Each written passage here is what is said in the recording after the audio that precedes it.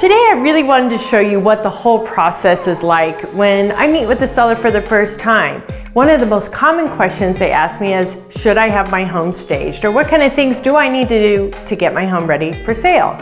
So let's start here. In the entryway, it's really important that it be a simple, welcoming entry. We don't want a wall of family photos or things like that. So in this home, we've just staged it very simply.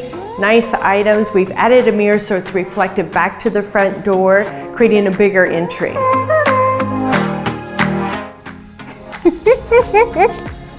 And here you can see we took away all of the seller's furniture. I don't do that every time, but sometimes it really makes sense. So we neutralized the color palette in here. We've set up this beautiful sectional couch that shows it's really a big enough room for everyone to hang out.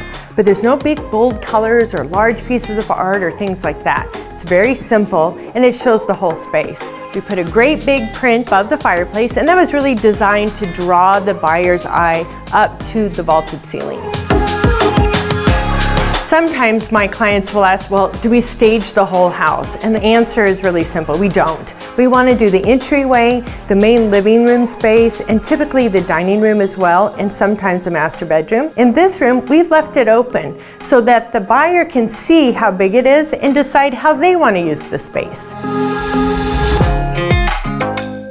Now we're in the dining room. This is a really big dining room, so it was important to show how large it is by creating a central location. So I didn't put a big table in here that could seat 14. The buyer can imagine that space, as well as china hutches and knickknacks, and again, the family wall of pictures that you oftentimes see in a dining room. We've eliminated all of that, simplified the color palette, beautiful painting on the wall, simpler furniture, and it just brings the buyer into the room very easily. I want you to consider me your guide. I'm going to help you decide what are the best things to do to get your home ready. Sometimes it might be painting out the pink bedroom or removing 100 pictures and all those nail holes and so forth. I've got a great group of vendors that can come in and do things for you at a cost that is very reasonable.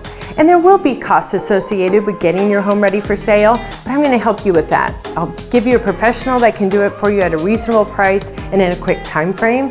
And then with a lot of my clients, I do help out picking up the cost of staging and so forth. You guys all keep hearing about it. It is a seller's market, and we don't see that dropping off anytime soon. So even though there's so much demand for homes on the market right now, it's really important that your home shine brightly above any other competition, right?